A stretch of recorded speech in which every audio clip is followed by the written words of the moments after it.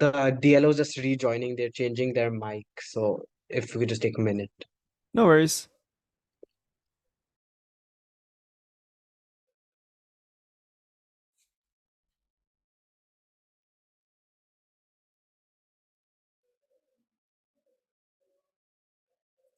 All right, I see that DLO has returned, so without further ado, I'd like to call upon the Prime Minister to deliver their speech, not exceeding 5 minutes. Here.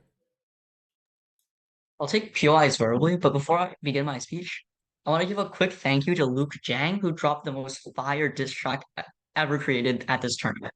All right. My speech will start in 3, 2, 1. We've been on OG 3 times, and as they all say, third time's the charm. So here we go. Here's the model for this motion. Legal professionals must spend a portion of the year, such as 1 case out of every 5 cases, they take for free for those in need. This is similar to the form of pro bono work that lawyers are recommended to do in the status quo. We define those that receive legal aid to be people going to court who do not have the finances to pay for lawyers. The comparative is very simple. People with need for legal aid apply to a bulletin board of sorts, and lawyers are forced to take one of these for a certain amount of hours every single year. The key difference between the world is that Gov has every single legal professional working in this pro bono work, while OP only has it recommended as it is in the status quo. Some quick framing. On our side, this is a quick, crucial step for any lawyer. It's seen as something you must do. Like, this is treated like community service for high school students, and lawyers are mostly similar in school. There aren't any like Saul Goodmans running around that completely destroy any lawyer they encounter. Fourthly, lawyers make sufficient money in general to support this throughout the rest of the year. All right, now moving on to 3 quick contentions. First of all, the right to lawyer for any human in society. The legal system must be fair and equal. People without the financial ability to obtain lawyers in the status quo often choose to represent themselves or go with sketchy coercive loans to get a lawyer for themselves. This is a detestable status quo, where financial struggles often mean less legal representation. Every single person in society has a right to legal representation, and thus we are able to provide this on government. Secondly, the state has an obligation to the people that it has harmed the most that are going to court. This is because poor people statistically commit more crimes out of desperation. We think that this needs more representation, and there's unfair punishment in the status quo for these people. We think that more legal representation is something that is only right and justified for people in need that are being exploited by the state that we live in. The impact is very clear. We get people in need the necessary legal representation that they sorely lack on opposition's world, so we satisfy our obligation to the people that are most vulnerable in this round.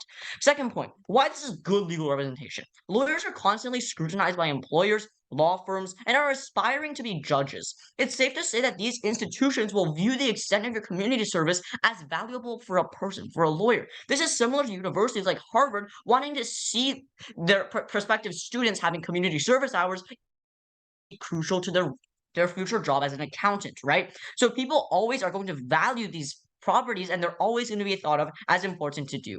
The impact of this is, never mind, one more mechanism, right? Most people are just good and they want to help people. But presuming this to be the case, then we have good legal representation on our side because you try hard when you're representing people in need. This is necessary to once again fulfill our obligation to help these people that are most vulnerable and are exploited by society and are forced to commit more crimes than any other demographic. Third point on how you increase trust in areas of low economic development. The mech is similar as the first one, right? These people are exploited by society and trapped in a cycle of continuous poverty and exploitation by those above them in the capitalistic zero-sum game. These people lose faith in the state because they are not supported by the state in daily life or feel that they are insufficiently supported. The practical impacts of this on the ground level in opposition's world are twofold. One, they are scared of not being protected and rather bashed for doing so. This looks like police brutality. This looks like a cycle of rumors, a cycle of statistics that drive these bad stereotypes. And secondly, this means that people do not go to lawyers because they think lawyers are the same. This is an exclusive benefit on our side when we're able to make lawyers free for all. Sure, you might say that these people are still distrustful of lawyers, but the fact of the matter is that they realize that it's free and it's probably better than them going into a coercive bank and getting a loan at 10% interest rate. This is something that is only possible on our side. The impact is even more twofold. This means that you approach more lawyers as a low-income individual, but it also means you speak out more about abuse that is done against you because you feel that you have the legal representation and power to actually do something about it. This adds on to existing social justice movements. This adds on to the individual rights of humans living in a society, and this adds on specifically to the most vulnerable actor in this round. The impact is very clear. You must vote Gov for this point alone. Let's weigh what we have against the possible off points, though. All right, we've told you that one, we fulfill a moral obligation to those that are most harmed by the state. Two, we told you that we give them good and necessary legal representation. Three, we told you that the ground level reverberations of this policy means that people report more things. We create a fair and just society. What happens in Ops world? Ops world is just the status quo, right? What looks like is the reverse of whatever these points that we told you are. This means that people are not given fair representation. This means that people often take out cursive loans. This means that people are still scared of police brutality. They're scared to speak out against the system that they are disenfranchised by. We have a moral obligation to these people that we have disenfranchised from our own system. We have a moral obligation to provide them good legal representation that is done solely by opening governments. Thank you. Proud to propose. All right. I thank that speaker for their remarks. I would now like to call upon the leader of opposition to deliver their speech, not exceeding 5 minutes. Hear, hear. 15 seconds, please.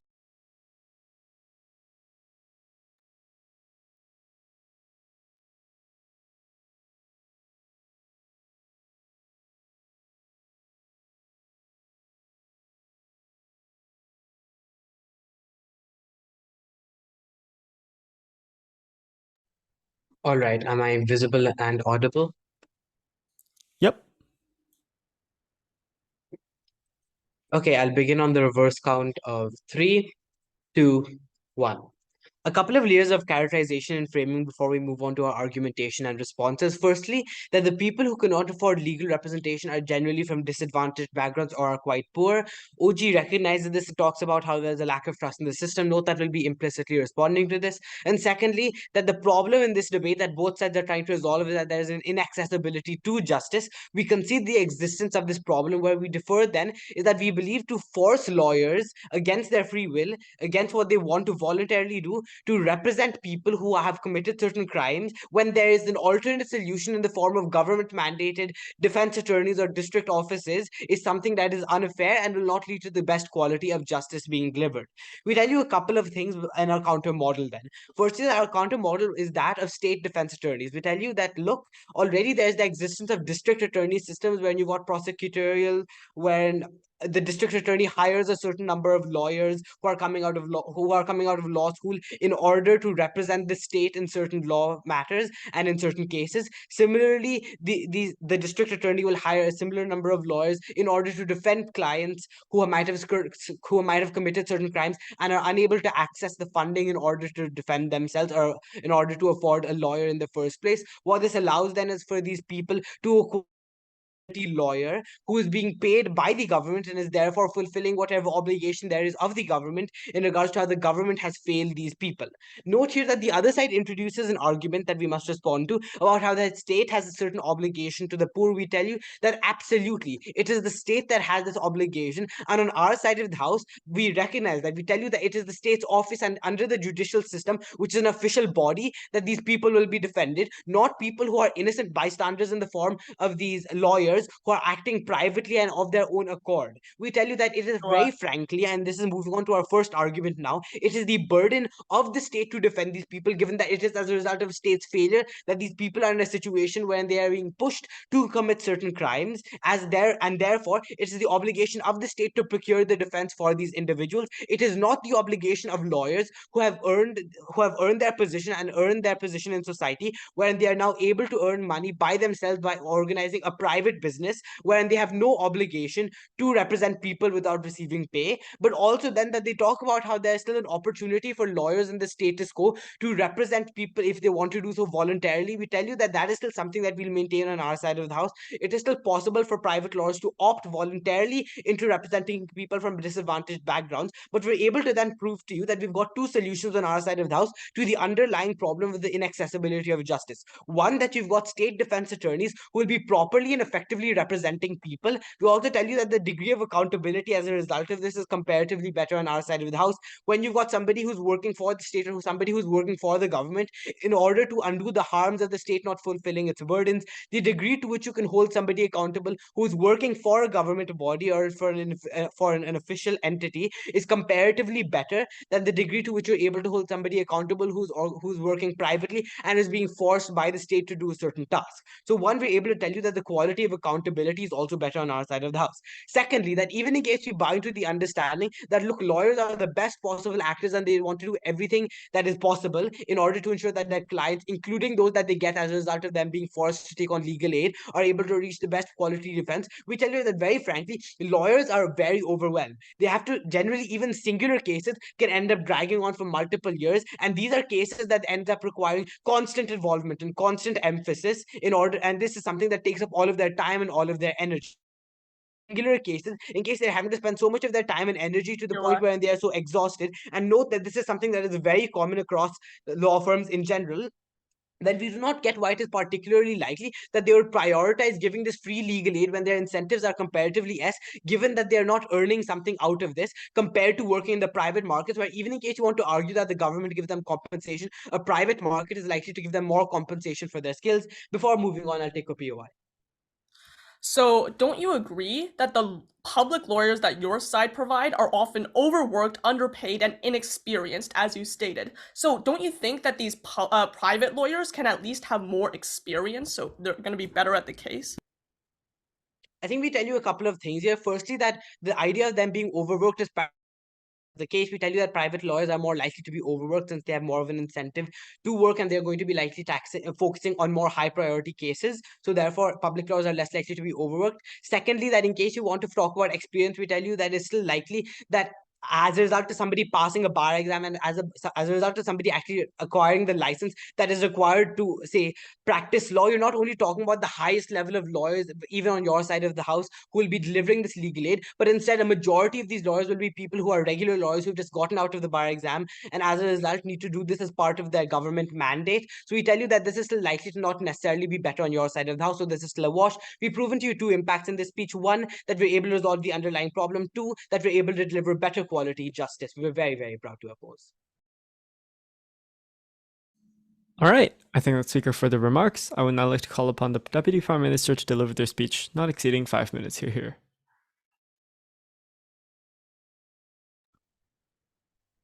Hi. Okay. Oh, no. Who do I thank? Hi, Warren. Thanks. Hi, Olivia. Thanks. Hi, everyone. Thanks. Okay. Moving on. Okay. I'll be starting, verbal POIs, please. I'll be starting in 3, 2, 1. In a world where the most vulnerable, the people who come to this country and wish to live a good life, but end up being like struggling and unable to support themselves, we say that these are the people who are most in need of free legal advice, as well as the fact that these lawyers and government who are on behalf of the government ought to do this for free and should be mandated. For all these reasons, so proud to propose 2 things. Then I'll be giving some refutation as well as some rebuilding on my partner's case, as well as some more impacts as to why this is going to be extremely beneficial, even if we do say that there might be some harms.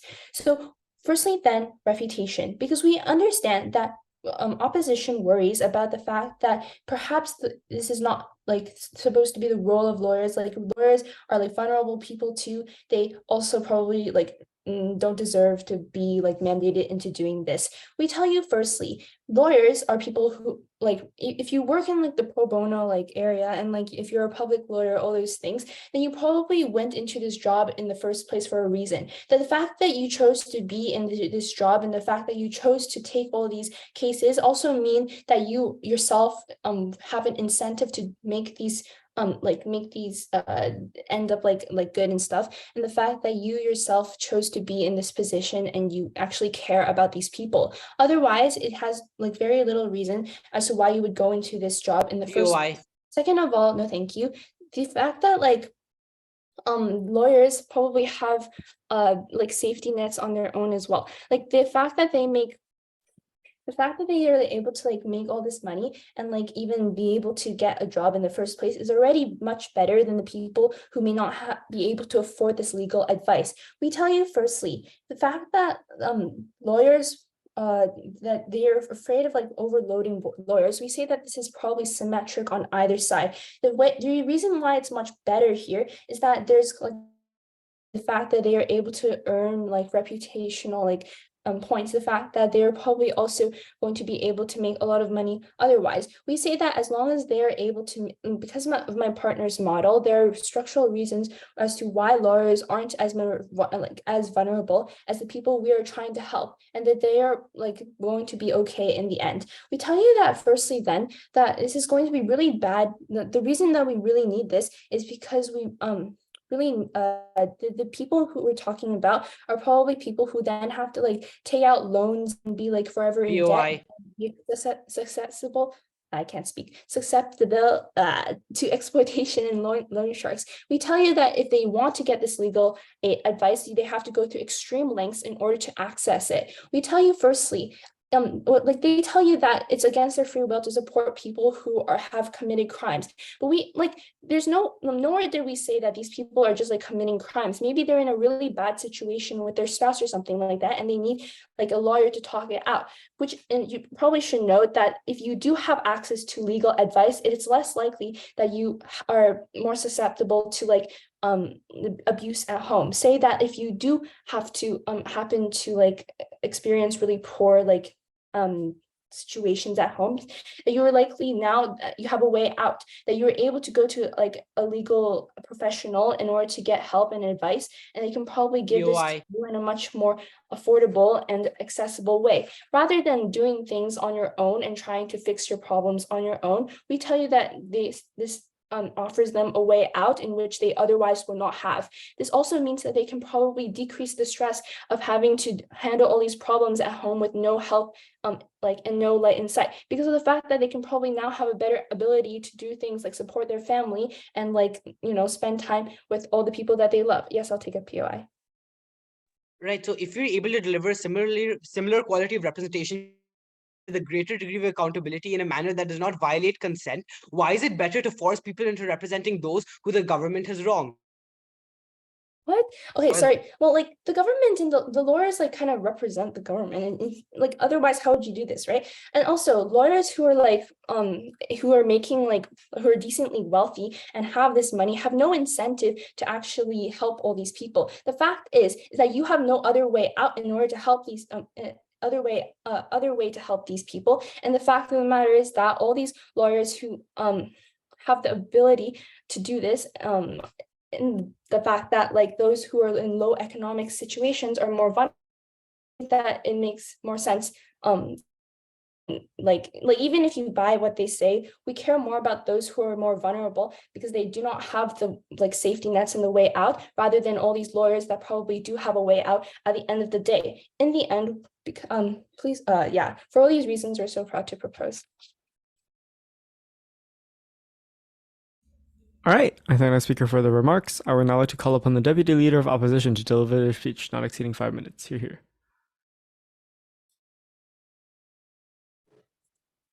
Okay, I had to join from another device. Give me a second. My device is on 2% battery.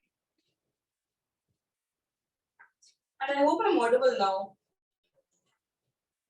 Yep, you're audible. Thank you. 1 second. Yes.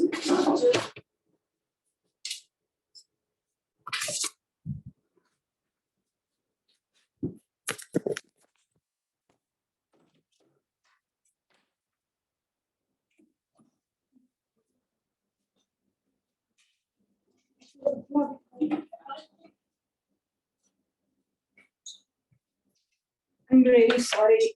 My charger messed up last second. 1 second.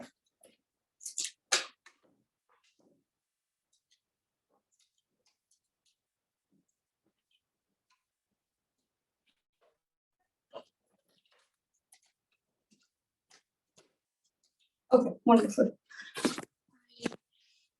Set up. Give me a second, I'll turn on my video after getting my notes.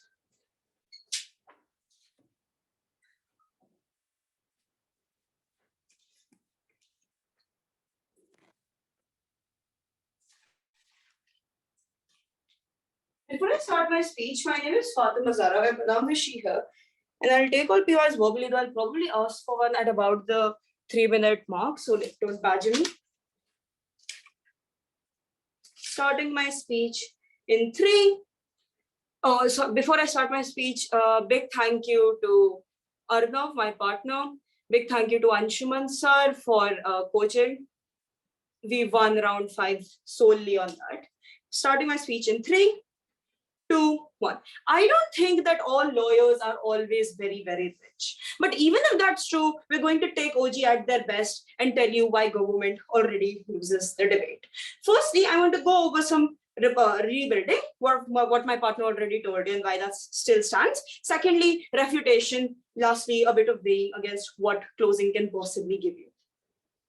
Firstly, what kind of refutation do we get from OG, right? They tell us that firstly, when we tell you that these people have their consent being fundamentally violated, they tell us firstly, these people go into these fields because they want to work in pro bono fields, because they want to help people out. We don't know why that volunteering system still doesn't exist on our side of the house. But secondly, though, all lawyers go into these fields simply in order to do legal activism. Why is this necessarily true? I think a lot of the times lawyers might come from families who are not well off, which is to say a lot of the times you being a lawyer simply stems from the fact that you need money in the first place. So it's not all, the incentive is not always to do good for society or whatever. But secondly, they tell us that lawyers have safety nets, as if that is some sort of explanation for why you should be violating someone's consent. But taking them at their best, we'll tell you firstly, they tell us that lawyers have a lot of money. This is not all lawyers. This is like a very, very specific amount of lawyers who are in the top 1%.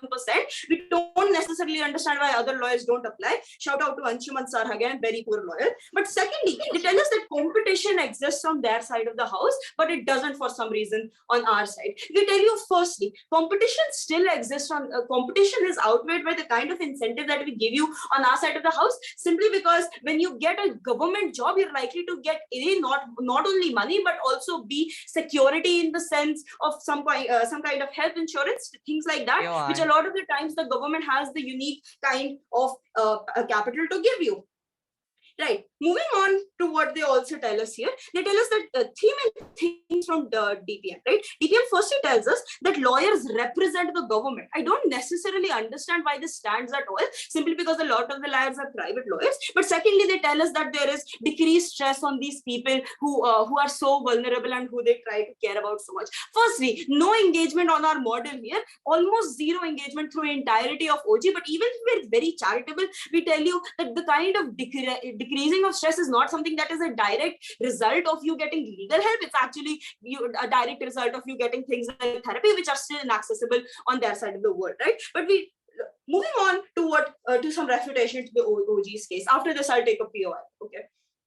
Firstly, they tell us that this is similar to community service in the way that employers are likely to avoid you. No, if you're forced to take a case every 5 months, I don't think that's like going to enhance your profile a lot. The fact about community service is that simply it is volunteer based. Therefore, it's good because you're actively going out and doing something. But second, tell you that the kind of accountability that we simply have on our side of the house is better because it's your entire job at stake. It's not just you doing it's not just you being forced to do this, right? Therefore, you're likely to do a better job at this. Tell us that people are good. We think the kind of goodness in people is probably outweighed by the fact that a lot of people can more proximately feel the kind of harms and happinesses that come to them, which is to say that they're likely to be selfish to some extent, which is why they're likely to do more well on high profile cases rather than small level cases. Before I move on, sure. If we take your characterization that lawyers suffer, great. Why do we even care that lawyers are suffering when those that need legal aid are suffering far, far more and are being systemically exploited by the system in a way lawyers aren't? Got that POI. Okay, here's what we tell you, right? We think the lawyer suffering part is very, very exclusive to your side of the house, whereas solving the suffering of these people happens on our side too when we give you our model, no engagement on that once again. But secondly, right, we think we already told you why this is not likely to happen, because lawyers tend to focus on things like high profile cases, which again, like lawyer firms are likely to hire you more for. But secondly, also when we talk about obligations, then note that they also tell us that the obligation is from the state. I don't understand why a citizen who is not directly complacent in this action has to necessarily pay this, given the fact they're already paying tax. But also secondly, they tell us that people are forced to commit crime. I think two things. Firstly, there are no laws that exist to punish state failure, but even if there are laws that punish state failure, there is no lawyer that wants to go against the state simply because it's the state that even allows them to live in that country, right? But thirdly, we tell you that there is often disproportionate access to the kinds of cases that are likely to get you more sensationalized, more attention in the media or whatever. So we flip their entire idea of like getting into good jobs. Lastly, then I want to just like quickly tell you about like what we already gave you, right? We gave you quality of life both for lawyers and for the people who are being represented. We tell you that lawyers are better off on our side without the kind of oppression on their side. And we tell you that cases are better at the point at which there is more accountability and better incentives. Very, very proud to oppose. All right, I thank our speaker for the remarks. I would now like to call upon the member of government to deliver their speech not exceeding 5 minutes. Here. EOIs verbally. Time starts on next word.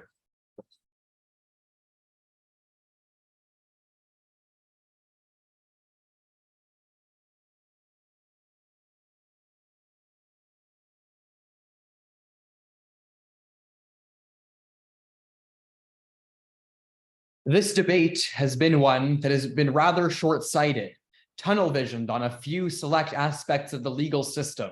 So it is easy for CG to take this debate when we are going to analyze the legal system and the courts through a more macro scale and prove how we get justice in a clearer way. So I'm going to first, in my speech, take out opening opposition, then second, provide an extension, taking some analysis to the logical end that OG did not, and adding in some new argumentation with that. First, to take out opening opposition. So the first idea that we get from them is that the quality of lawyers decreases when you force lawyers into doing these jobs that they don't want to. And the status quo of pro bono lawyers already fulfills this mandate. So there are two reasons why these pro bono lawyers are not as good. So first of all, the government only has a certain finite number of funds, which means that they can only hire so many lawyers. And that means that a lot of these lawyers are spread across tons of cases because there are far more people that can't afford lawyers than the number of lawyers there are that are hired by the government. They are overworked. And secondly, if a lawyer is good enough to have a strong reputation, they believe they can get more money elsewhere because the quality of the product they deliver is greater. The government can't pay for the best lawyers because they could earn more money in the private sector. And third, on our side of the house, we solve this problem because these lawyers are not overworked, because we make it so that not only are there full-time public lawyers, but also some of the private lawyers have to do part-time.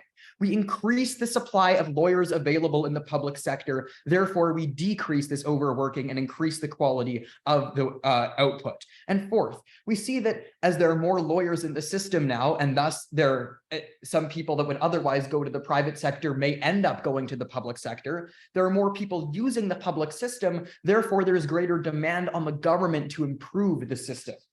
My partner is going to expand on some of these arguments in his speech. Now, to take up this idea of consent of lawyers, about how you're forcing a lawyer to do something against their will. First of all, principles around consent only work if you are forcing someone to do something they don't want to, that they don't consent to. But the thing is, when you become a lawyer and you go through your law school and you get your bar and all of that, you do so knowingly and consenting to this ruling. And we see that also, secondly, the right to a fair trial of their clients and the rights that these lawyers are potentially defending matter far more as they affect far more people, and people that are also a lot more vulnerable than them. Now I'd like to go over No, thank you. So OG talks a lot about, first of all, some principles of why there's an obligation to help people that are vulnerable that aren't helped in the status quo, and then just some practical arguments as well, just on like how they're able to better provide justice. So I'd like to say, first of all, I'm going to analyze the entire court system, not just the court system for people that are disadvantaged, to outweigh them on number of people affected. And I'm going to begin that with some framing. So frivolous lawsuits, which are lawsuits that are so unprovable that they're not even worth pursuing, or are completely illegitimate and on false premises to begin with, occur when people who are ill-advised or not advised at all believe they have a legitimate claim to suit when they actually do not. And what ends up happening is that there is no positive benefit yielded, obviously, because these claims are unprovable or false, yet the claim still has to go through the legal system. And there's only so many judges and people they can get for jury duty. Therefore, we see that the legal system ends up overflowing and justice is not served to the cases that actually matter. So we see that because there is not enough public lawyers, frivolous lawsuits happen because people don't have anybody to go to say, hey, I have this case, I want to sue this company. No, thank you. Do I have a legitimate claim? And a lawyer would normally say, don't go for that. You're not going to win. But because there's a shortage of public lawyers, people don't get that advice and they go for it anyway. However, when we have more people in the public sector now that we are forcing private sector people to work in it, we eliminate frivolous lawsuits because those people with more experience are able to be around to say, hey, I don't advise you pursue this court case. It's not going to work out, so why bother? Therefore, we get more justice because the court system isn't slowed down by cases that don't matter. We affect more people than we affect the vulnerable, and we also affect everyone else. This is something that OG cannot do. So now I'd like to extend their analysis protected on more justice for the vulnerable.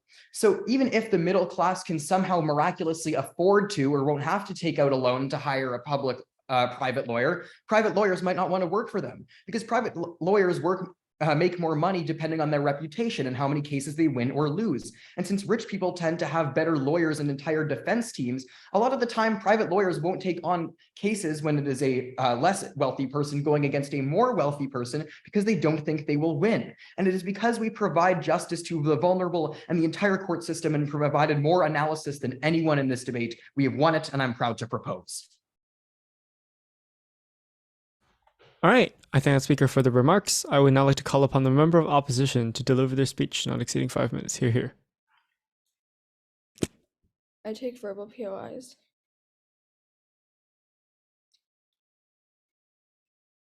Every team in this debate so far addresses minorities as a generalized community and are completely ignorant of the spectrum on which vulnerable groups can sit. As CEO, we're going to acknowledge and help the most vulnerable of those minorities. Let's start on an extension before I get to weighing with every other team in this round. First, I would just like to observe the incentives of legal professionals because I don't think our opening is able to do that in depth. First of all, obviously, the cases that they're going to take now is going to be mostly focused on positive press, and through those cases, they're able to amplify their publicity and show to the public that they're able to do charitable work. But second of all, they're still going to prioritize clients who actually are able to financially compensate them, because that way they prioritize and they're able to attract more clients of the same kind of social level to be able to go to them as well. What every team in this debate so far is unable to acknowledge is that there are minorities within minorities. Specifically, let's characterize this in two main ways. The first big group here is discrimination within minority groups. This comes in the form of, for example, colorism, where in different specific minority groups, there are certain standards that are not normalized yet as well. But second of all, it's just there are groups that are going to be more intersectionally vulnerable. What this means is that certain people and who are in need of legal aid will belong to multiple of these minority groups and are thus even less likely to get attention. What this means is that this makes these people a lot more financially worse off as well, meaning that they're unable to sufficiently support the top level legal aid that they need often to win those cases. It is important to recognize also that government aid already exists in the status quo. I think the significance here is that although aid is adequate for the majority of cases concerning minorities, the most extremely vulnerable people are unable to be benefited. There are three reasons why they cannot take government aid. First of all, there is even less common law that sets precedent for situations that involve more complex and niche communities, or given systemic challenges in the status quo, they're very rarely going to be in favor of those groups. This is really damaging because especially in Western liberal democracies, most of them use common law, and this is really important given that government lawyers are less likely going to be as focused on those cases, as dedicated, and thus less able to give the legal help that they need to be able to win even under these extenuating circumstances. But second of all, they're unlikely to receive attention even from advocacy groups. They're able to back most minorities in the status quo. I think those charity works don't apply to them at all, simply because of the discrimination that exists amongst them. But lastly, I think they need more immediate attention because they trade off for them. They trade off to having to go through a court case, no matter or not is a lot more severe for them than any other minority groups because of the financial strains that come with it. No, thank you. So what is a comparative here? I think there are 4 things to notice. First, when people do work for legal aid out of genuine passion, they're most likely to choose the most vulnerable group simply because they're more likely to empathize with them, and those are the people who actually need help. So out of the good of their hearts, they'll definitely just pursue those people instead of people who will get aid on either side. But second of all, more passion actually increases the attention that they spend on these groups. Right now, what we tell you is that legal aid and those projects have to compete for attention for what lawyers actually have to make a livelihood out of, and it's impossible for us to do so if we just mandate it, and thus there needs to be extra factors such as passion to be able to ensure that they get the help that they deserve at all. But third of all, if all corporations and lawyers will take on the burden of legal aid, the competition in this aspect will become a lot more direct, and it's a lot more important for a team to succeed on these cases rather than just try and support legal aid in the first place, meaning that they're going to take on those easier cases still. But lastly, you don't have to care about who the public sympathizes with on our side. On their side, even if they help those people, even if they try to help the most vulnerable, they also have to be people that the public necessarily likes, and this support just doesn't exist even in advocacy groups for those communities that we're talking about. So how do we differentiate? First of all, the focus of this debate should be on vulnerable communities because losing a court case is exponentially more damaging for these people than a lawyer having to take on one more case, considering they have more financial freedom and flexibility. But second of all, losing out on legal aid as a whole is a way worse impact than just dragging out cases, especially because the comparative they try to defend is a world where there is no added framing about government aids and programs that already exist. On to CG. The only unique content that we hear is frivolous lawsuits, but I think this is just completely impossible because lawyers, even in the public sector, also literally have the ability to identify cases that are a complete waste of their time. They have the ability to prioritize the clients that they want to go to, and especially because aid is something that is so precious for people and there's a huge demand for it, the government is unlikely to allocate it for these frivolous lawsuits. But in fact, there are also going to be different courts for different things, and also processes like negotiations where those frivolous lawsuits have to go through in the first place, so it's unlikely their impacts of court clog even exist. But on our diagonal, they tell us that the government has the obligation to help, but obviously whoever wins a practical debate on giving more aid wins this impact because we prove the government better fulfills their burden. But even on the practical about people receiving more aid, I think these people are already going to be people who already have access to alternatives such as government aid. We help the people who are uniquely vulnerable under either side. For all of these reasons, so proud to be on CO. All right, I think I'll speak for further remarks. I would now like to call upon the government whip to conclude the government bench. Here. Okay, just give me a quick second.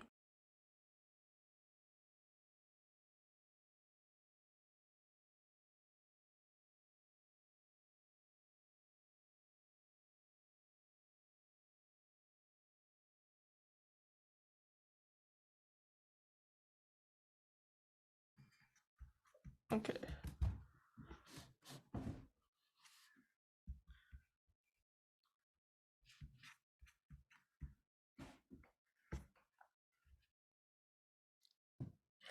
Whether or not you receive justice should not be because of how much money you have in your pockets. It is because on side closing government, we have fully analyzed the frivolous lawsuits and helping minorities we're so proud to propose. So as your whip speaker, I just want to split this debate into 2 themes and show you why we've won. First of all, we want to talk about what the most important outcome in this debate is. And then second of all, we're going to talk about who best achieves that outcome. Let's move to our first theme then. So in this theme, I'm going to prove to you that my partner's extensions on increasing efficiency and helping underprivileged was the most important outcome. Okay, so what did other teams tell us? On OO, they tried to tell us about a principle. They told us how it's unfair to lawyers because they're running private businesses and they should not be forced to do the job for free. No. First of all, we actually think it's not unfair to lawyers. Lawyers aren't actually going to suffer that much. First of all, they aren't forced to take on cases every single day. It's only once every couple months, as the opening model defined. But secondly, we think POI. that, okay, no thank you. If the supply, okay, so if more lawyers are required to work in the public sector, then the supply of lawyers in the public sector is going to decrease, and thus demand increases in the public sector, meaning lawyers can also raise their fees, meaning they can still earn the money back. They aren't actually affected. But second of all, let's weigh this. Like, what's more important? A poor person not getting justice from a boss who abused her just because she did not have any money? Or a lawyer spending a little bit more time each year helping people for free? So at the end of the day, we think this argument is unimportant. It's an unimportant outcome. Okay, so side 00 also tried to tell us about the quality of work decreasing. No, thank you. They talked about how, the private lawyers, they're not going to do a good job because they're forced to take on legal aid. Look, here's the thing. We have to look at the comparative, and the comparative is having a lot of these lawyers provided by the state. My partner already consistently proved why these lawyers are specifically worse than these private lawyers, right? These public lawyers, they're overworked, they're overused, they're underpaid, and they're less experienced. So we think that because they're much more overworked and stressed, they have less motivation to work the case. Even if we take them at the best, and private lawyers are also having no motivation working these cases, at least they have more experience as they graduated school a long time ago. They've worked on thousands of cases, so they understand. So we still win on this, but ultimately this is then unimportant. Okay, so if these arguments are unimportant, what is the important outcome? We think the important outcome is to actually help the most vulnerable actors, the underprivileged, the poor people, the minorities. These are the most important groups you have to focus on, and that leads me to my second theme. In this theme, I'm going to prove to you who best achieves the outcome of helping minorities. So my partner gave you two brilliant extensions. First of all, he talked about how in the status quo, there are a lot of frivolous lawsuits that occur because no one gives these people in the public advice. And as a result, they clog up the legal system. On our side, we changed this because professional private lawyers and professional people can actually give advice and tell these people what to do. So this disincentivizes people from filing these frivolous lawsuits. This is super important because this means we can actually free up the clogged up justice system, move through more cases, and help more poor, minorities, and put these cases through the system that actually need help. Okay, then CO tried to respond to this by saying, yeah, but like public lawyers can still identify these things. But they missed their point. Sure, I'll take your POI. Lawyers who have passed the bar exam are qualified enough to represent small-level crimes and deliver sufficient justice, which is what this debate will largely talk about in the case of people who cannot afford legal aid. People are therefore unlikely to be stressed when they still get justice on our side. Okay, but the thing is, there is a fraction of cases that are very small, and public lawyers are still going to exist to some extent, and they will still take the very small cases. But a majority of the cases in the public sector are still very big, and this is where the private lawyers come in and assist. Okay, so CO missed our point because we simply don't have enough public lawyers, right? They can't help people identify them. They can't help free up the system. Our second extension sort of was about lawyers and prosecutors, how they have statistics and they want to preserve those stats. A lot of the times, prosecutors don't let cases go through and they don't indict those people because they believe they won't be charged, especially if it's a poorer person versus a richer person, because they know the poor person can't afford a good enough lawyer to win. Therefore, their statistics will go down. This is bad for them. However, on our side, they're more likely to push the case through because they know they have a better outcome for the person. The poor person can have a better chance at getting a lawyer, thus winning the case. It is because we actually help minorities, the ones who are the most vulnerable, so proud to propose. All right, I thank our speaker for the remarks. I would now like to call upon the opposition whip to end this very fruitful debate. Hear, hear.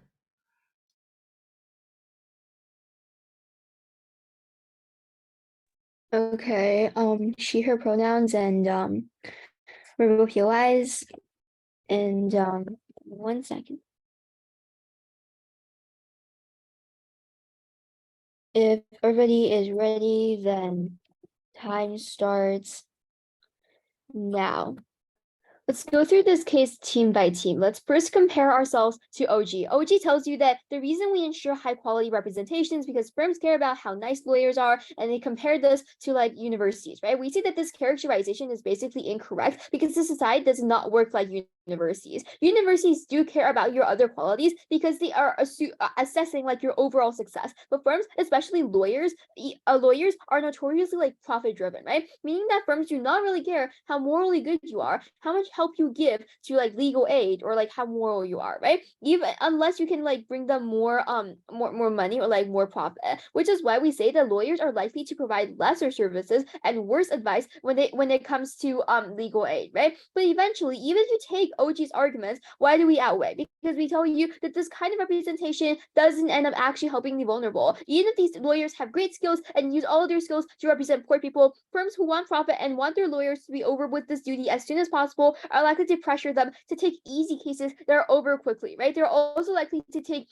flashy cases that take a lot of attention. Comparatively, when on our side, the people who are involved in legal aid are people who are passionate about this about the system, who actually want to help people. The more they're actually able to prioritize the people who need the most help, who are in the most danger, right? We say that this is beneficial because we eventually help the most vulnerable. Now let's move on. Now let's move on to CG, right? CG's argument is that the legal system is overflowing because people cannot get enough free advice. First, we would say that people who sue over like very little things, such as like Walmart not giving them enough coupons or like having a fight with somebody, aren't really in need of legal advice. This is because regular-minded people do realize that these things are incredibly minor and are not worth it, and so B, the only reason they sue, like the only reason people sue for like very frivolous things are usually because they want money by like holding out for like super long and asking for compensation, right? Poor people who cannot even afford lawsuits are not usually the people who are suing for a coupon because they do realize that the process is expensive and is not actually beneficial for them. Yes, I'll take a BOI. I think that's a bit of an assumption to say, and a bit of a gross over exaggeration with the examples that you give. The legal system is very complex, and it's sometimes hard to understand what is illegal, especially if your only exposure to it is through Judge Judy, for example. Okay, so like you're saying that people do not know like what to sue over, right? They're not sure whether or not we want to sue for this. But first of all, we would say that sure, like if you're this like middle class person who's not sure about whether or not you have been violated, get a lawyer, right? Like nobody's actually preventing you from getting a like paid lawyer. But second of all, which brings me to like my second response here, right? We would say that if legal aid is used for people who have money but are either out of their minds or like are actually not sure, like even but this free advice like is used to like end frivolous lawsuits or like for people who actually can afford already can afford lawsuits or can afford lawyers, we say that only enforces our argument when we tell you that people who are actually vulnerable get even less attention because there's more distraction, too much like different interests that are clashing that never come to vulnerable people, right? But even if you do believe that you lighten the court load, why do we outweigh? Because the people we impact out to is A, much bigger since we're representing poor and vulnerable people who is like a very big amount, and B, much more vulnerable since people who give like frivolous lawsuits who are actually like interested enough to care about these issues are usually much less vulnerable compared to like poor minorities who do not have money even for lawyers. Now let's move on to lastly, OO gives you a logic argument on like why this should be the burden of the state. We agree, but the problem here is the problem with the argument is that this has very little practical impact since it doesn't change anything like sets, right? Which is why we say that we outweigh OO when we give you practical impact, showing you how the most vulnerable in this debate are less likely to be helped after we put these put private lawyers into legal aid systems, right? Now let's move on to lastly our own extension when we show you why this legal aid doesn't actually help the most vulnerable. Instead, only the easy cases are taken. They get worse representation compared to people who at the very least are wholeheartedly representing them. We say that this means that upside is going to be better since we give you people who find passion in their work, meaning they spend more time on cases, try harder to help people win, and are more fierce about the rights of these vulnerable minorities. when we face a decrease in the quality of representation, Gov is already losing since people do not actually get the representation they want people to have, which is everything like OG said, right? But more importantly, firms are profit driven. I think everybody can agree on that. Like, which means that eventually, even if you're a good lawyer, you're going to be pressured to choose those cases that are very easy, to choose those cases that are very flashy and attract a lot of like attention, which is why we say that eventually the cases that are really hard to take, the cases that like CG is telling you that like private lawyers will take, are eventually like set aside. They're never like taken, right? Which means that the people who are in need of the most like attention are not actually helped, and thus we're proud to oppose. Thank you. All right, I thank the speaker for their remarks, and I thank everybody for their very awesome debate. Before I send everyone off, once again, congratulations for reaching the quarterfinals at such a very competitive tournament. Yeah, and I guess look forward to the results after our deliberation. I invite everybody to return to the main room, or I guess leave this meeting and return to the GA. Thanks for the debate. Thank you. Good job, everyone. Thank you.